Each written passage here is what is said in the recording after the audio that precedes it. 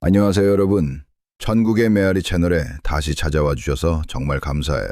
오늘은 로이드 존스 목사님의 말씀이 우리 가슴을 강하게 흔드는 시간이에요. 상상해 보세요. 여러분이 회중 속에 앉아 있는데 강단에서 울려 퍼지는 그 한마디가 너는 정말 그리스도인인가? 하고 물어오는 순간, 이 영상이 끝날 때쯤 여러분 안에 내가 왜 예배에 나오는가 하는 깊은 질문과 함께 새로운 불꽃이 타오를 거예요. 초반부터 끝까지 한순간도 놓치지 마시고 가슴으로 함께 느껴보세요. 제가 이 내용을 한 문장도 빠짐없이 더 따뜻하고 생생한 구어체로 전해드릴게요. 자, 이제 시작할게요. 7장에서 회중석의 문제를 살펴봤어요.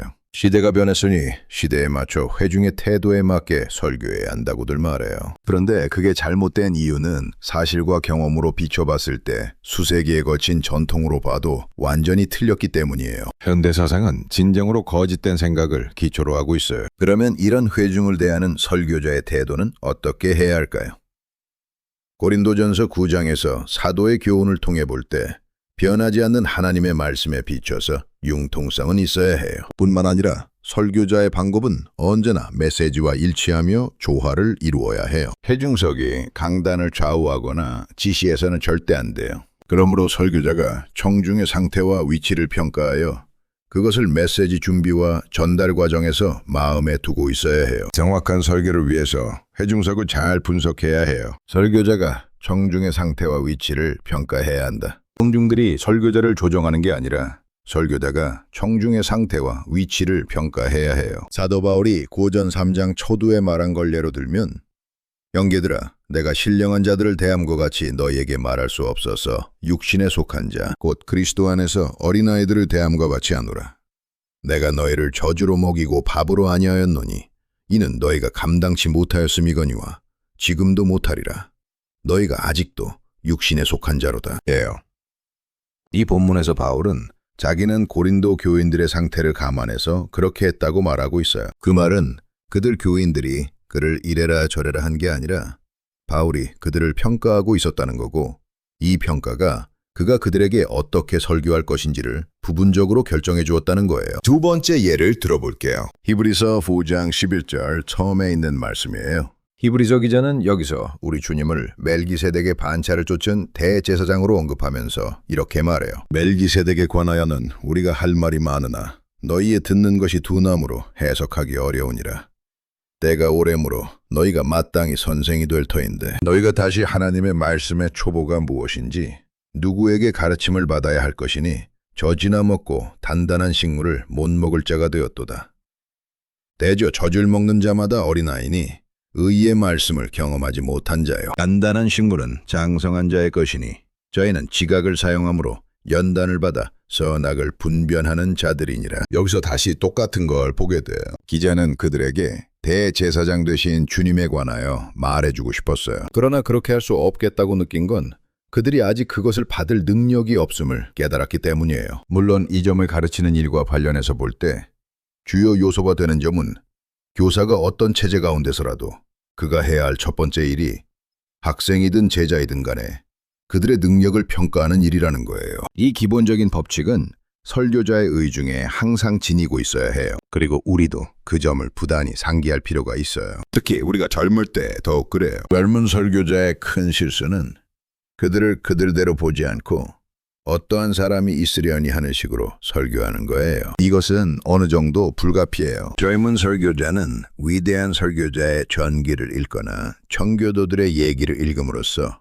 그 결과 그 마음속에 설교하는 일이 어떠해야 된다는 것에 대한 이상형을 그리게 돼요. 그런 다음 그는 스스로 그렇게 해보려고 애쓰는 나머지 한 번에 3시간 이상 설교할 때가 많았던 청교도들의 설교를 들었던 사람들이 100년 동안이나 여러 방법을 통해서 그렇게 들을 수 있도록 훈련받았던 사람이라는 걸 잊게 돼요. 사람들은 대표적인 청교도들의 공적이 기록된 게 약 100년간의 퓨리터니즘이 정립되었던 17세기 중엽이라는 걸 흔히 잊기 쉬워요. 그들의 설교를 들었던 사람들은 준비된 사람들, 훈련되고 교화된 사람들, 그럼으로써 그렇게 긴 설교의 논리와 논증을 끝까지 따라갈 수 있었던 사람들이었던 거예요. 만일 오늘날 젊은 설교자가 이 점을 이해하지 못하고 청교도들이 했던 식으로 몇 시간씩 설교해 보려고 애쓴다면 그는 얼마 안 가서 그렇게 설교에서는 들을 사람이 없겠구나 하는 걸 알게 될 거예요. 설교자가 자기 설교를 듣고 있는 사람들의 수준을 평가해야 함은 정말 중요해요. 예를 하나 든다면 한 여성들의 모임이 런던에 있는 어느 교회에서 모였어요. 그것은 그 교회의 여신도들을 위한 게 아니라 그 지방에 있는 가난한 여성들을 위한 거였어요. 수년 동안 유익한 성과를 거두었어요. 그리고 그것은 근본적으로 복음 전도를 위한 거였어요. 그런데 매주 다른 강사가 초청되어 강좌가 열렸어요. 청중의 대부분은 가난한 노부인들이었어요. 거기 참석하는 사람들의 평균 연령이 점점 올라가는 경향이 있었는데 그것은 젊은 여성들은 자기들 가정일이 바빴고 여러 가지 일을 해내야 했기 때문이에요. 그렇지만 젊은이들도 있기는 했어요. 40명 내지 50명이 매주 참석 인원이었어요. 많은 사람들이 돕겠다고 나섰지만 강사를 선정하는 문제가 더욱더 심각하게 되었어요. 어느 주엔가 한 젊은 전문가 한 사람이 그들에게 연설하게 되었어요. 그는 그들 노부인들에게 삼위일체란 제목의 연설을 했더라는 말이에요. 이 이야기를 하는 건 그러한 처사를 비난하기 위해서예요. 여기 지적인 훈련을 받는 전문적인 사람.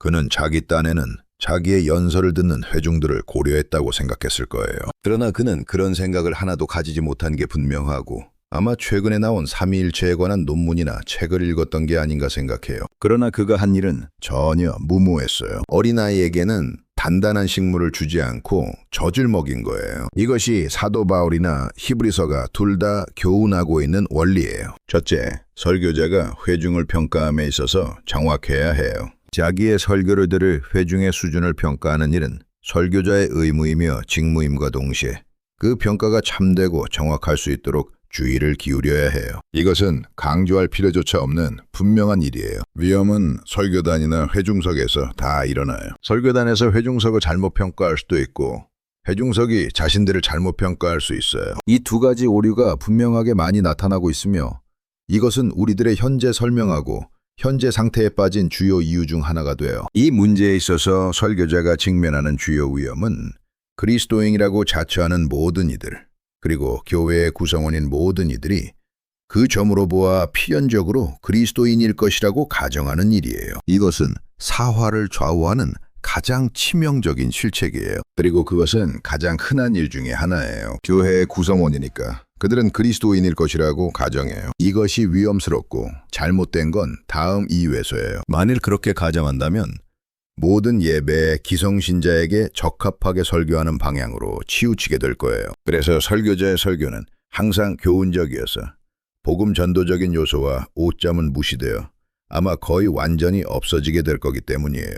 이것은 아주 중대한 착각이에요. 로이드 존스 목사님이 왜 이 말을 하는지 그 이유를 제시할게요. 그 자신의 개인적인 경험부터 시작하면 다년간 그는 사실상 그리스도인이 아니었는데도 그리스도인이라고 생각했던 거예요. 그는 결코 그리스도인이 아니라는 사실을 알게 되고 결국 그리스도인이 된 걸 후회했어요. 그러나 그는 그때도 교회의 회원이었으며 교회에 출석하고 정규적인 예배에 참석했어요. 그래서 대부분의 설교자들처럼 어느 누구도 내가 그리스도인이라고 생각하고는 거짓된 단정을 내리고 있었던 거예요. 그것은 그의 상태에 대한 진정한 진단이 아니었어요. 그가 필요로 하는 건 그로 하여금 죄를 확신시키고 그가 필요한 걸 알게 하고 그래서 참된 회개에 이르게 하고 중생에 대한 걸 무엇인가 말해주는 설교였어요. 그러나 그는 그런 설교를 들은 적이 전혀 없었어요. 우리가 들은 설교는 언제나 우리가 모두 그리스도인이라는 가정, 우리가 그리스도인이 아니면 그 회중 가운데 있지 않았을 것이라는 가정을 기초한 거였어요. 이것이 금세기 교회의 주요한 실책 중에 하나이기도 해요. 이것이 어쩌면 이 시대의 모든 설교자나 목회자들이 하나같이 하는 오류예요. 교회의 회원이 되는 문제를 논의하려고 로이드 존스 목사님을 찾아왔던 사람들과의 대화에서 가장 일반적인 경험은 바로 그것이었음이 아주 정확히 말씀드릴 수 있다고 해요. 그들이 왜 교인이 되기를 원하는지 또는 그들이 겪은 체험이 어떠했는지 등을 물어봤어요. 대부분 사람들의 답변은 대개 이러했어요. 그들은 자기들은 그리스도인이라는데 의심을 품지 않았어요. 그런 그들이 전도 설교를 들으면서 자기들이 전혀 그리스도인이 아니었다는 것과 거짓된 가정 밑에 살아왔던 걸 처음으로 발견했던 거예요. 어떤 사람은 정직하게 고백했어요. 어떤 사람은 원통하기까지 했어요. 그들은 그것을 좋아하지 않았어요. 그들은 그것을 원망했어요. 그러나 그것은 현실이었어요. 그런 그들이 자기들 영혼에 큰 고통을 안고 회개의 기간을 걸쳐 그리스도인이 되었어요. 또 다른 예를 든다면 로이드 존스 목사님의 목회 사역에 있어서 흔한 체험이었어요. 그것은 교회의 정규 예배에 참석하는 사람은 누구나 그리스도인임에 틀림없다고 가정하는 건 완벽하고 위험한 실책임을 보여줘요. 더욱더 결정적인 이야기를 하나 말씀드리면 1932년 캐나다 토론토에서 9주간을 보내면서 주일날에 설교할 수 있었던 일은 목사님에게 기쁨이요 특권이었어요. 그는 첫 주일 아침 그 교회 목사님을 뵀어요. 그 목사님은 휴가 중이었지만 아직 그 고장에 머물러 있었어요. 로이드 존스 목사님은 설교자로서 취할 방식을 회중들에게 제시하는 게 현명하다고 생각했어요. 그는 회중들에게 말하기를 주일 아침에는 주로 이미 믿는 사람들에게 하는 설교로서 그들의 덕성을 기르려고 노력하겠고 토요일 밤에는 거의 틀림없이 많이 있을 비그리스도인에게 설교한다고 생각하고 말씀을 증거하겠다고 일러줬어요. 어느 의미에선 목사님은 지나가면서 한마디 했을 뿐이었어요. 그날 아침 예배를 드리고 배회할 때 그 교회 목사님의 요청에 의해서 로이드 존스 목사님도 같이 문어구에서 나가는 사람들과 악수를 했어요. 많은 사람과 악수를 나눈 뒤 목사님이 벼랑간 속삭였어요. 저기 천천히 걸어 나오고 있는 노부인 보시지요. 그 여자는 이 교회에서 가장 중요한 교인이에요. 그녀는 매우 건전하고 가장 큰 협력자예요. 고 말하는 거예요. 다른 말로 하면 그 성도에게는 최대 호의를 베풀어 주라는 거예요. 그 노부인이 걸어 나왔어요. 그래서 그녀에게 인사말을 건넸어요. 그때 있었던 일을 로이드 존스 목사님은 결코 잊을 수 없다고 해요. 그 노부인이 이렇게 말했어요. 난 목사님이 말씀하신 것 즉 저녁에는 청중들이 그리스도인이 아니라는 가정하에서 설교한다고 하니 저도 참가해야겠다. 그는 이제껏 저녁 예배에 참석한 적이 없었어요. 그런 그가 로이드 존스 목사님이 그 교회에서 설교하는 동안 저녁 예배에 계속 참석했어요. 후에 그녀와 대화를 통해서 그녀는 자기 영적 상태에 관해 몹시 불안해하며 자기가 서 있는 위치를 모른다는 걸 알았어요. 그녀는 아주 훌륭하고 관대한 성격을 가지고서 이상적인 생활을 하고 있었어요. 모든 사람마다 그는 틀림없이 훌륭한 그리스도인이라고 생각하고 있었어요. 교인이고 정규적인 예배에 참석하니 그리스도인이 틀림없다고 하는 생각은 가장 어리석은 가정 중 하나예요. 오늘날 교회가 이런 상태에 빠지게 된 주요 이유라고 생각해요. 둘째, 설교자가 회중에게 속지 말라.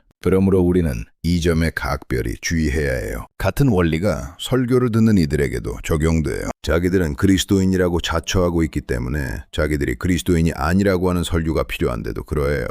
다시 하나의 얘기로서 이것이 예증될 수 있어요. 새로운 목사에게서 약 1년간 설교를 들은 뒤에 예배에 참석치 않은 한 부인이 이렇게 말해요. 그분은 우리가 마치 죄인들인 것처럼 우리에게 설교한다. 그것은 참 가공할 일이에요.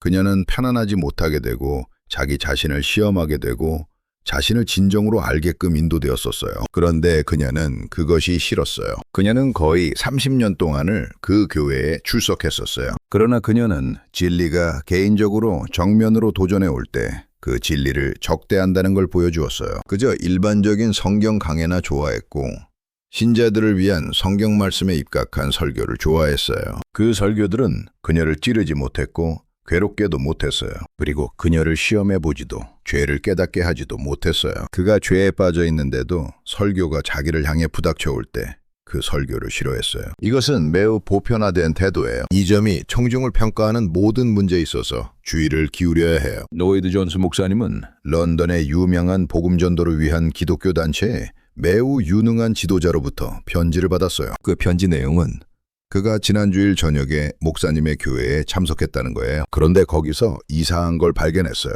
그것은 자기 정도의 신자가 분명히 전도 예배임에 틀림없는데도 그로부터 은혜를 받는 게 가능하더라는 거예요. 그가 말하기를 자기는 내내 그것이 불가능하다고 생각하고 있었던 거예요. 자기같이 믿는 신자가 주일 밤에 가서 해야 할 일이라고는 중생치 못한 사람을 위해서 기도하는 거였고 전도 설교를 통해서는 어떤 은혜를 받으리라 기대하지 않아야 한다고 생각하고 있었다는 거예요. 왜냐하면 자기는 이미 그런 상태를 거쳤기 때문이었어요. 그럼에도 불구하고 그는 정말 놀랍게도 그날 밤 예배가 자기를 감동시키고 사로잡아 무엇인가를 자기에게 해주고 무엇인가를 안겨주었다는 걸 발견했어요. 그때까지 그는 그것은 불가능하다고 가르쳐왔어요. 그는 자기 생애 처음으로 발견했어요. 이것은 매우 심각한 문제예요. 그것은 설교자와 설교자가 무엇을 해야 하느냐에 대해 그런 영향력을 가지기 때문이에요. 우리는 어떻게 이 거짓된 판단을 설명할 수 있을까?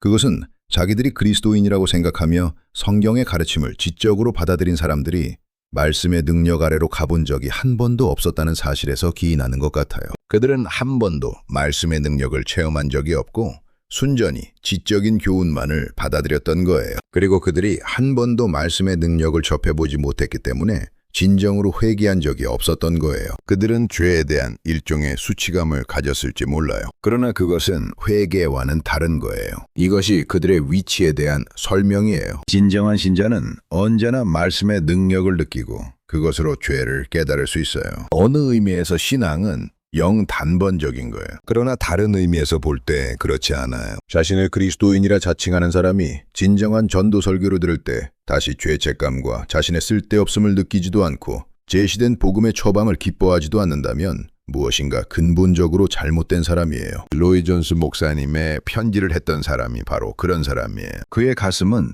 그의 머리나 그가 받아들였던 가르침보다 더욱 건전했었던 거예요. 셋째, 설교자가 회중을 의심해보라. 많은 사람이 어떤 감동이나 자극을 받지 않고서도 그런 설교를 들을 수 있다면 우리는 그가 정말 그리스도인인지 서슴없이 의심해보아야 해요. 참신자가 죄의 심히 죄됨과 복음의 영광에 대해서 말하는 걸 감동됨 없이 들을 수 있다는 게 상상할 수 없는 일이에요. 그리스도인은 잠시 동안이나마 자기 자신의 마음의 부패를 보고 자기가 전혀 그리스도인이 아닐지도 모른다고 느껴요. 그런 뒤에 그에게 구원을 준 영광스런 복음의 처방을 기뻐하게 되는 거예요. 로이드 존스 목사님이 예배를 마치고 나면 이런 말을 하는 사람들이 많았다고 해요. 목사님, 내가 전에는 거듭나지 못했지만 오늘 저녁 거듭났음이 틀림없다. 그것은 그들이 다시 복음의 능력을 느꼈다는 걸 의미하며 그들이 모든 걸 다시 알게 되었으며 사실상 다시 거듭남의 체험을 한 걸 의미하는 거예요. 우리가 어떤 형태로든 이 영광의 복음의 능력 아래 가보지 않았으면서 자기는 그리스도인이라 자처하는 사람에겐 틀림없이 무엇인가 잘못된 게 있다는 거예요. 다시 말하면 설교자로서 우리가 매우 주의를 기울여야 할 건 사람들을 너무 단단한 수준으로 생각하는 잘못을 저지르지 말자는 거예요. 이들은 그리스도인들이야 그러므로 라고 말하지 말라는 거예요. 그들이 그리스도인들인지 아닌지는 정확히 평가해야 해요. 왜냐하면 많은 사람들이 이렇게 말하는 경향이 있기 때문이에요. 예, 우리가 그리스도인인 걸 알았으나 이제 우리에게 필요한 건 교훈이요 건덕이다. 그러므로 매주마다 교회에서 한 번의 전도 예배가 있어야 함을 강력하게 제언하며 주장해요. 이러한 점을 어떠한 주저함도 없이 절대적인 법칙으로 삼으시기를 바라요. 그렇게 하는 건 이런 혼동이 모든 나라의 교회들 안에 있는 주요한 난점이라고 믿기 때문이에요. 1859년 부흥이 일어나기 전에는 교회와 세상이 구분이 있었어요. 입교 시험이 매우 엄격했어요. 그 결과 공예배에 참석하고 설교를 듣고 어떤 신조로 신봉을 하면서도 교회 회원이 못된 한 무리의 사람들이 교회마다 있었어요. 이 점은 매우 흥미있고 중요한 점이에요. 오늘날 교회에서 이런 걸 찾아보기 얼마나 드문가. 그러나 지난 세기 중엽까지만 해도 모든 비감독파 교회 안에는 정식 교인뿐 아니라 언제든지 방청객이 있었어요. 부분적으로 부흥운동과 대성령운동의 결과로 변화가 일어나기도 했고 교회에 세례받은 자녀들을 기독교 교인으로 인정하는 경향이 높아졌어요. 그 결과 설교자가 모든 청중들을 그리스도인으로 간주하고는 복음 전도를 위한 설교가 그치게 되어 결국 전도 예배가 전혀 없게 되어버렸어요. 그 결과 모든 이마다 그리스도인이라고 가정하고는 목사는 건덕을 위해 온 힘을 쏟았어요. 그 결과로 복음의 능력을 안 적이 없고 죄를 깨우칠 만한 설교를 들은 적이 없는 한 세대가 자랐어요. 로이드 존스 목사님은 바로 1859년 부흥 후에 제2세대가 되었고 교회를 다니면서 진정으로 죄를 깨닫게 하는 전도 설교를 들은 적이 없었어요. 설교자의 생애에 있어서 가장 주목할 체험 중 하나는 자기들은 그리스도인이라고 생각해왔던 많은 사람들이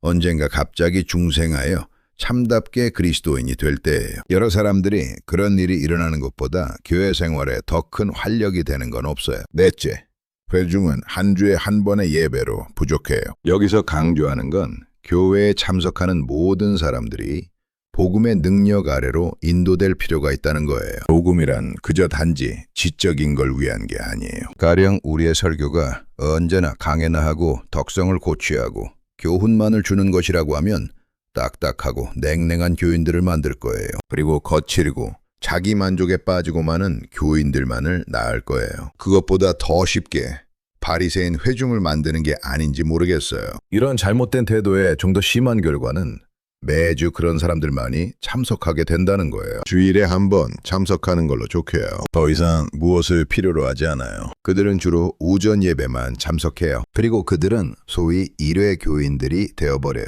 이것은 정말 비통한 일이에요. 내가 강조하려는 첫째 요점은 그것이 설교자나 회중들 자신이 회중들을 그릇되게 평가한 데서 근원이 되었다는 거예요. 설교자고 회중석이고 청중들이 그리스도인이라는 진단에 동조하므로 회중들은 자기들의 진정한 모습이 무엇인가를 확실히 알게 할 만한 형태의 설교를 결코 듣지 못하게 되는 거예요. 이것을 수정하는 길은 일주일에 한 번씩은 성경적인 의미에서의 전도 예배를 드리는 거예요. 물론 그 말은 이 모든 게 듣는 이들에게 분명히 설명되어야 한다는 걸 의미하는 거예요. 이 그릇된 가정에 입각하여 청중들의 대부분이 자기들은 그것이 아무 필요도 없으니 전도 예배에는 참석지 않으며 그들에게 줄 게 없어지는 거예요. 이것이 오늘날 교회가 안고 있는 모든 문제의 바로 그 핵심이라고 생각해요. 우리가 그 사람들에게 무엇이라고 말할까? 우리는 교회의 모든 예배에 참석해야 하는 중요성을 인식시켜야 해요. 어째서? 만일 그들이 매 예배마다 선포되는 하나님의 말씀의 다양성에 따라 전도 설교, 양육 설교, 교리 설교 등을 통해서 자기도 모르는 새로운 변화를 받을 수 있기 때문이에요. 여기서 다시 설교한다는 게 무엇인지 한번 생각해 봐야 해요. 여기에는 성령의 놀라운 능력이 있어요. 이것은 우리들의 교회 예배에 무엇이 일어날지 모른다는 거예요. 만일 설교자가 언제 무엇이 일어날지 정확하게 안다면 그는 설교단에 서지 않을 거예요. 목회의 모든 영광은 무엇이 일어날지 모른다는 거예요. 하나의 강교에서는 무엇이 일어나고 있는지 알 수 있으며 조정할 수 있어요. 그러나 설교할 때는 경우가 달라요. 갑작스럽게 예측할 수 없이 이 별다른 요소가 한 예배에 결정적으로 나타날 수가 있어요. 즉 하나님의 성령의 능력에 접하게 된다는 거예요. 이것은 어느 개인이나 단체에 일어날 수 있는 일 중에서 가장 영광스러운 일이에요. 그러므로 일회 신자들에게 이렇게 말하고 싶어요. 만일 여러분들이 매 예배마다 참석치 않으면 언젠가 여러분들이 참석치 않았던 어느 주일 오전 또는 주일 밤 예배에 놀라운 일이 일어났던 걸 사람들로부터 듣게 되는 날을 만나게 될 거라고 말이에요. 다시 말하면 사람들 안에 이 기대의 정신을 불어넣어주고 주의 앞으로부터 유쾌하게 되는 날을 놓쳐버리는 위험을 보여주어야 해요. 들을 마음이 없는 사람들에 대한 평가. 왜 어떤 그리스도인들은 하나님의 말씀을 들으려고 하지 않는가? 왜 그들은 충분히 얻을 수 있는 만큼을 갈망하지 않는가? 이것은 분명히 아주 이상한 일이에요. 그것이 비성경적임은 틀림이 없어요. 시 44편. 기자가 자기가 다른 이들과 같이 주의 전에 나아갈 수 없는 자기의 비참과 슬픔을 어떻게 표현했는가 살펴봐요. 만군의 여호와여, 궁정을 사모하여 쇠약하며 내 마음과 육체가 생존하시는 하나님께 부르짖나이다. 그런 다음에 시편 기자는 나아가 특별한 은혜를 받은 사람들을 생각해요. 주의 집에 거하는 자가 복이 있나이다. 저희가 항상 주를 찬송하리이다. 그가 그들과 함께할 수 없어서 그들을 몹시 부럽게 생각하는 거예요. 주의 집에 있는 것과 비교될 수 있는 게 없다. 주의 궁정에서 한 날이 다른 곳에서 첫날보다 나은즉 분명히 이것은 참된 그리스도인 안에서 우러나와야 해요. 교회라는 목장에서 얻을 수 있는 모든 걸 갈망하지 않으면서 자기는 그리스도인이라고 자부하는 사람은 어떤 이든지 간에 영적으로 잘못된 사람이에요. 예배의 많은 순서가 증가됨에 따라 1시간 예배에서 설교할 시간은 2030 정도밖에 안 되고 설교자는 늘 그 시간에 맞추어 설교하는 촉박을 받아요. 왜 이 모양이 되었는가? 사람들에게 심각하게 잘못된 무엇이 있는 게 아닐까? 여러분, 연극이나 영화나 재미있는 오락 프로그램을 볼 때는 시간이 너무 짧다고 말해요. 축구나 야구 또는 그들이 흥미롭게 하는 건 무엇이든지 간에 안타깝게도 너무 빨리 끝난다는 거예요. 그런데 어째서 예배 드리는 데는 그와 다른가? 설교가 시간을 좀 초과해도 성도들이 불만이 가득해요. 이것이 아주 심각한 문제예요. 다른 일을 할 때는 시간을 재지 않아요. 그것을 즐기고 좋아해서 더욱더 길었으면 한다는 거예요. 그러면 왜 그리스도인의 경우엔 같지 않는가? 우리는 많은 사람들이 단지 예배에 참석하는 걸로 그들이 그리스도인이라고 단정해버리는 게 너무 경솔한 행위예요. 만일 그들이 설교 시간을 제한하려고 한다면 자기네는 그리스도인들이 아니거나 영적 생활에 궁핍해 있다는 걸 어느 정도 고백하고 있는 거라고 주장해요. 그들이 자주 말씀을 듣는 열의가 없는 건 어째서인가?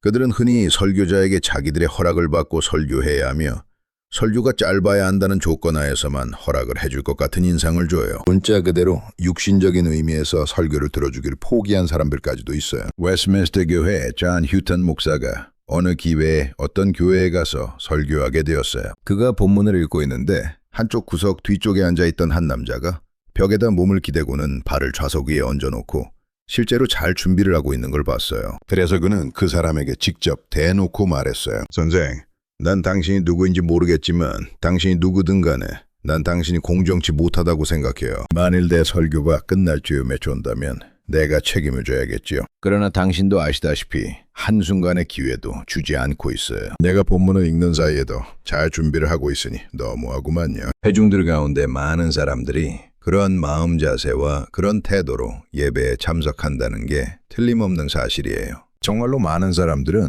예배당에 들어오는 순간부터 집을 갈 준비를 하고 앉아있는 모습들을 보게 돼요. 왜 그저 가려고만 하는가? 그것이 문제예요. 그것은 의문시될 필요가 있어요. 어째서 예배, 특히 설교를 향해 소원하는 게 고작 얼른 끝나는 게 되어야 하는가?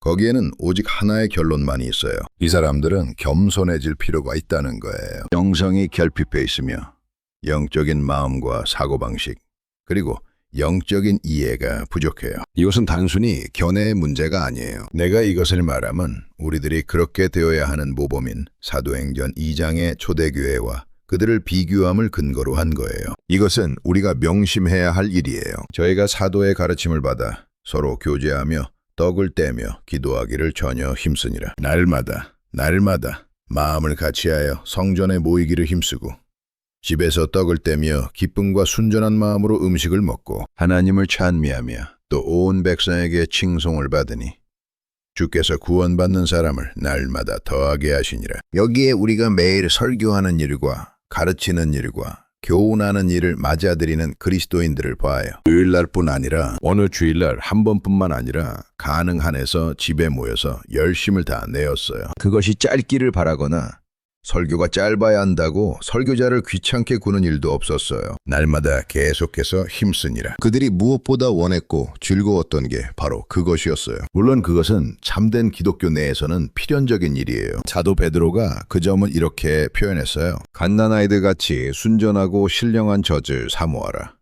이는 이로 말미암아 너희로 구원에 이르도록 자라게 하려 함이라. 그리스도 안에서 갓난아이는 정말 순전한 말씀의 젖을 갈망해요. 만일 그가 병들거나 쇠약해 있거나 건강이 나빠지거나 하면 의사한테 데리고 가는 게 좋아요. 본래적으로 필요한 영양분을 위해 보채게 되어 있어요. 그리고 만일 설교가 여러분이 알고 있는 사람이 여러분을 볼 때도 자기들이 생각할 때도 그리스도인이라고 생각하는데 그들이 하나님의 말씀 증거를 싫어하고 그것을 기뻐하지도 즐거워하지도 않고 마땅히 얻을 수 있는 만큼을 원하지 않는다면 그들에게 품어야 할 의무는 이들이 그리스도인인가 하는 거예요. 이런 행동은 자연을 거스르는 거죠. 그들은 신약에서 말하는 그리스도인과 맞지 않아요. 신약에 나오는 그리스도인들을 거기에 심취되고 그것을 자랑으로 생각하며 또한 그들은 찬양을 드리는 사람들이에요. 그들은 그들의 집회에 기계적으로 참석하는 게 아니에요. 또한 일종의 의무감으로 하지도 않아요. 또한 단순히 거기에 기대되는 일이 있기 때문이 아니에요. 그리고 난 예배에 참석했어. 난 내 의무를 다한 거야. 이제 내 가족에게 편지를 쓸 수 있고 나머지 시간을 독서나 내가 원하는 여러 가지 다른 일을 하는데 시간을 보낼 수 있어 라고 만족하여 말하지 않아요. 천만에요. 그들은 그것으로 충분히 만족할 수 없어요. 신약의 설교 자전도자들인 사도들은 집을 신방하면서 예배에 참석하라고 사람들을 강권하지 않았어요. 사도들에게 직면되는 어려움은 그들을 집으로 보내는 일이에요. 그들은 나머지 시간을 이런 분위기로 있기를 원했어요. 그들은 받으면 받을수록 더 많이 받기를 원해요. 날마다 힘쓰니라. 여러분은 이 말들을 떼내 버릴 수 없어요. 이것은 모두 개혁시대나 부흥운동 시대에 있어서 교회의 특징이었어요. 요한 칼빈은 제네바에서 매일 말씀을 강론했었어요. 날마다. 그리고 사람들은 그의 설교나 다른 사람들의 설교를 듣기를 갈망했어요. 이것은 마틴 루터의 경우에도 마찬가지였어요. 이것은 어느 시대마다 교회가 교회로서의 기능을 진정으로 수행하고 있을 때의 교회 생활에 있었던 사실이었어요. 내가 말하는 의도는 사람들이 예배당에 나오지 않는 건 그릇된 설교 형태를 유발하는 그릇된 평가 때문이라는 거예요. 설교가 나쁘든지 듣는 사람이 틀렸든지 간에 둘 다 잘못되어 있는 거예요. 새로운 성도를 위한 평가. 각종 예배에 참가함은 자신뿐만 아니라고 또한 교회를 나오려고 하는 사람들에게도 도움이 돼요. 이렇게 생각해 볼 수 있어요. 그리스도인이 아닌데 갑자기 자기가 커다란 곤란에 봉착한 걸 발견한 세상 사람을 생각해 봐요. 그는 힘든 문제를 안고 있으며 아무도 도울 수 없는 것처럼 보여요. 목적 없이 거리를 거닐다가 우연히 예배 장소인 교회를 지나치게 돼요. 그는 거기서 무슨 도움이라도 얻을까 하여 들어가기로 결심해요. 만일 거기서 적은 인원밖에는 보지 못하고 가련하게 보이는 사람들이 목사가 설교하기를 시작했는데도 표정에 아무런 변화가 없으면 그 사람은 거기에 아무것도 없다는 결론에 이를 거예요. 그는 이 적은 인원은 아마 그런 일을 하도록 훈련받았기 때문에 나와 앉아있는 것이라는 결론에 이를 거예요. 그리고 그것에 대해 충분히 생각지 않고 심지어는 생각하기를 멈추었구나 하는 결론에 이르러요. 그것은 그들에게 대단한 게 아닌 게 분명하구나. 그들은 분명히 습관이나 전통적으로 내려온 일이나 의무감으로 그 일을 하고 있는 거고 그런 일은 그에게 전혀 도움이 되지 못한다는 거예요. 그러나 만일 그가 사람들로 가득 찬 교회를 들어가 예상했던 어떤 분위기를 의식하게 되고 사람들이 열심히 무엇인가를 찾는 걸 보면 그는 여기엔 무엇인가 있구나. 무엇이 사람들을 이곳으로 이끌었을까? 이 큰 무리들을 말이야. 라고 말할 거예요. 그러므로 그는 즉각적으로 흥미를 느끼게 되고 모든 일을 자세히 유의해 보기 시작할 거예요. 큰 무리의 사람들이 거기에 모여 있다는 바로 그 상황은 흔히 사람들로 하여금 죄의식과 회개로 인도하시는 하나님의 성령에 의해서 되어진다는 거예요. 문제는 그렇게 많은 사람들이 이런 일들을 생각하는 걸 그만두지 않는다는 거예요. 그들은 의무감으로 예배에 참석하는 것뿐이고 자기들의 의무를 이행했기 때문에 좀 낫다고 느끼는 것뿐이에요. 예배에 대한 그런 태도는 분명히 절로 풍겨나와 방문자들이 이런 걸 느끼고는 정규적인 참석자들의 태도가 이렇다면 이곳에도 별것이 없구나 하는 결론을 내려버리는 거예요. 그러나 역으로 하면 거기서 하나님을 만난다고 느끼기 때문에 사람들이 참석하는 예배당에 들어올 때 아주 이해할 수 없는 어떤 이상한 경로를 통해 그런 분위기가 그 사람들에게 전달될 거라는 점이에요. 그러므로 그들은 진정한 무슨 일이 일어나고 있다는 걸 느끼게 될 거고 그것이 그들을 진리의 지식으로 인도하시는 하나님이 하시는 일로 생각할 거예요. 설교단은 권위를 가지고 회중석을 평가하라. 이 모든 일이 말하는 바는 설교단에서 필요한 건 권위, 위대한 권위라는 거예요. 회중석은 메시지나 방법을 결정하거나 설교단을 지시하는 위치에 있지 못해요. 그 점을 절대적인 것으로 전제해야 해요. 설교단이 회중석을 평가하되 권위를 가지고 해야 해요. 오늘날 교회에 있어서 최대로 필요한 건 설교자에게 이 권위를 회복시켜주는 일이에요. 이것은 어떻게 이루어지는가? 어떻게 이 권위가 회복될 수 있는가?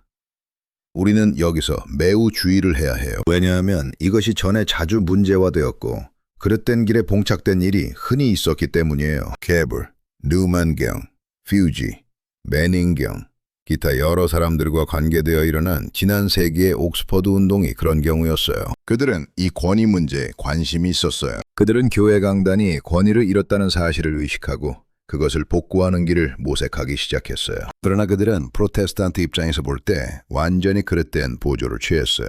그들은 주장해요. 권위를 회복하는 길은 설교자나 목회자를 회중으로부터 멀리 떼어놓는 거고 이 일을 하는 방법은 그의 직무에 사제적이고 신비적인 요소를 강조하기 위해 여러 가지 장식이 달린 예복을 입히는 거라고 해요. 다른 말로 하면 그들은 설교자의 권위를 외부적인 굉장한 매너로서 세우려고 했던 거예요. 그들은 설교자, 목사를 사제로 칭하고 성례 같은 일을 통해 그가 특별한 권위를 가졌다고 역설했어요. 우리는 그 동기만은 선하다는 걸 인정해요. 그러나 그들은 결국 설교자의 가치를 저하시키고 성례를 거짓되게 강조해 많은 경우에 있어서 단지 예배의 예술적인 국면만을 강조하게 되는 그릇된 방향으로 갔던 거예요. 지난 세기에 있어서 비국교파 교회도 마찬가지로 거짓된 움직임을 보였어요. 그들은 설교자의 권위에 대한 열쇠가 학위라고 믿었어요. 현재도 학위는 분명히 큰 가치가 있고 중요한 게 분명해요. 그러나 학위만이 설교자에게 권위를 부여하는 게 아니에요.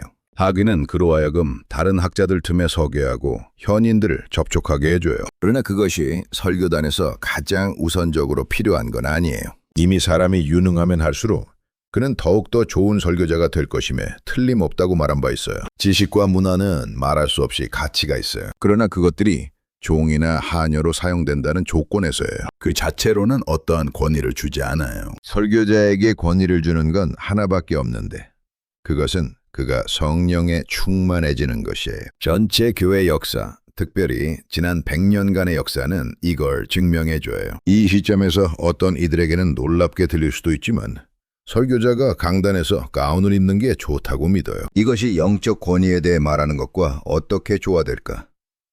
이것을 소망의 표로 하면 돼요. 그리고 그 사람이 이 일을 위해 구별되었다는 사실을 나타내줘요. 그것밖에는 아무것도 아니에요. 그것이 전부예요. 물론 강단에서 가운을 입는 걸 믿어주지만 가운 위에 후드를 두르는 건 용납하지 않아요. 왜냐하면 후드를 두르는 건 사람들의 시선을 끌고 그의 재능을 보여주는 거지 그의 소명을 보여주는 게 아니기 때문이에요. 어떤 이는 신학사, 명예신학박사, 석사 등의 학위를 가지고 있어요. 그것은 혼동난데요. 그러나 그보다 설교자의 영적 권위에서부터 나오는 주의력을 깨트리고 만다. 이러한 면에서 나는 많은 현대 지식인들, 강단의 권위에 오히려 반대하며 몇 마디 해설을 붙여주고 단지 성경을 읽는 것과 토론을 원하는 그들 지식인들에게 들려주어야 할 말이 있어요. 강단에 선 사람이 거기에 있는 건 다른 사람보다 그가 유능해서가 아니라 하나님께서 다른 이들에게 주시지 않은 어떤 특별한 은사를 그에게 주셨기 때문이라는 거예요. 그가 거기에 있는 건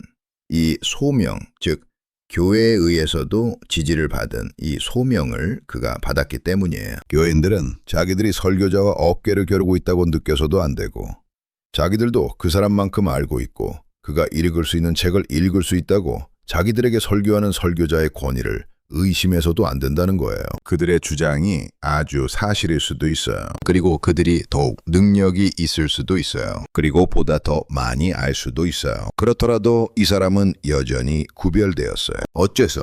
그의 천성적인 은사 때문만이 아니라 특별히 하나님께서 그에게 주신 거기 때문이에요. 그에게 준 이 권위는 모두에게 주어지는 게 아니에요. 만일 어떤 그리스도인이 아무리 재능이 있고 학식이 있고 지식이 있다 할지라도 그가 하나님께서 기쁨과 큰 기대를 거시고 불러 지명하여서 이 일을 수행하라고 부르신 이 사람의 설교를 앉아서 들을 준비가 안 된 사람이라면 나는 그가 정말 그리스도인인지 서슴지 않고 의심해 보겠어요. 그것은 영적 권위의 문제이지 지식이나 교양적인 권위의 문제가 아니에요. 모든 이들은 이것을 깨닫고 그럼으로써 설교자의 설교를 들을 준비가 되어 있어야 해요.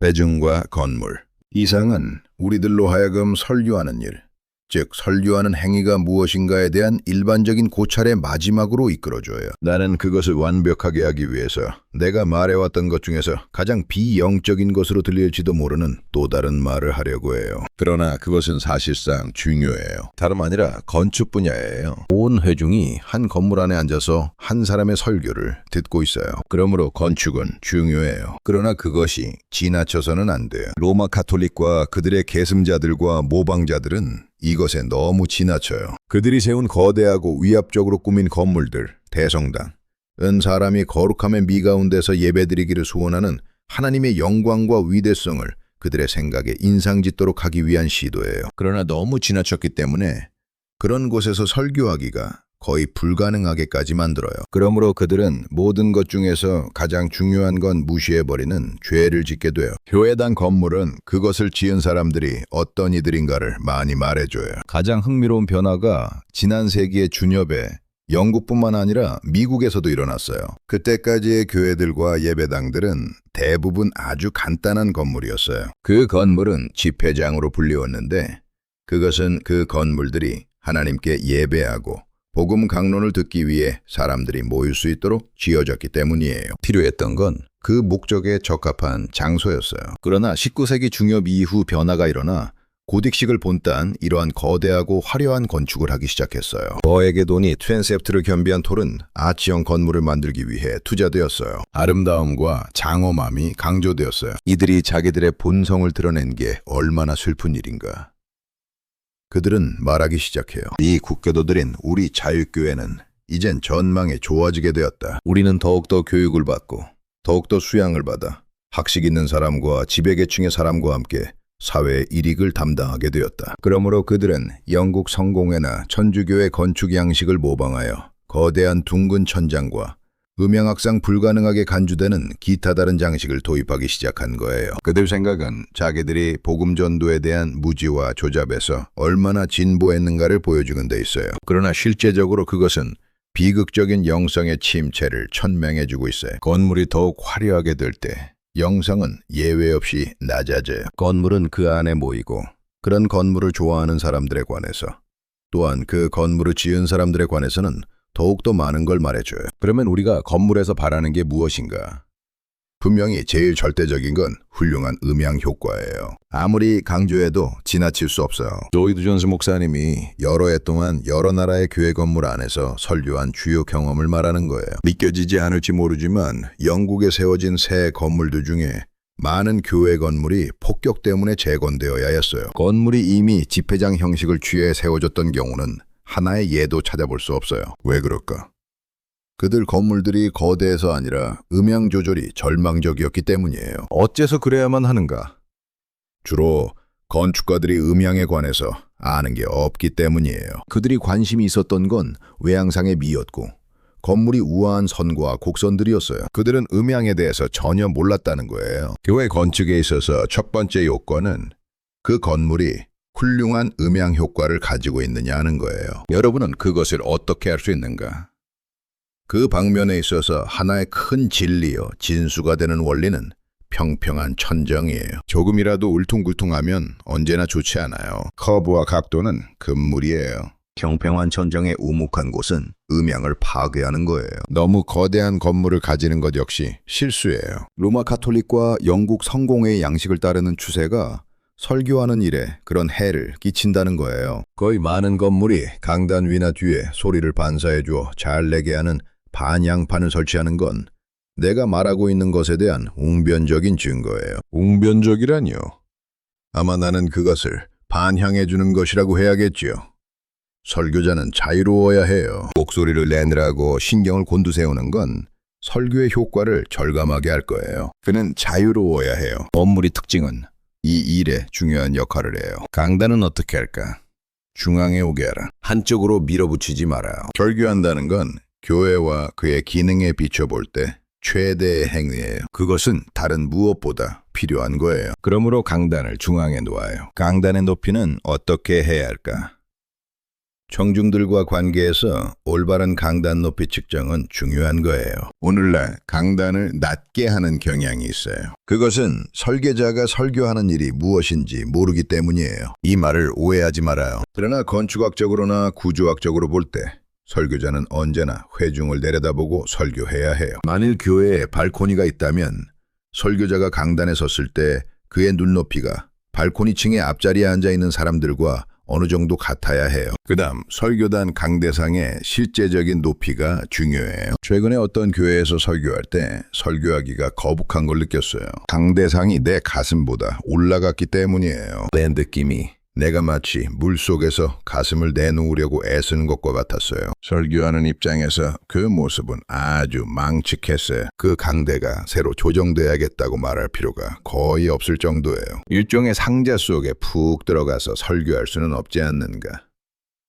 설교자란 감방에 갇힌 사람이 아니에요. 그는 자유로워야 해요. 또한 그 자유를 계속 견지해야 해요. 자, 여러분. 이 내용이 회중석에 앉아있는 우리 자신을 돌아보게 해주나요? 설교자와 청중 사이의 진짜 관계, 그리고 하나님의 말씀 앞에서 우리가 어떻게 서 있어야 하는지, 이 영상이 여러분의 영혼을 강하게 흔들어 주길 바라요. 다음 부분도 기대해 주세요. 구독과 좋아요, 댓글로 여러분의 감동을 나눠요. 전국의 메아리가 여러분과 함께 그 분꽃을 이어갈게요.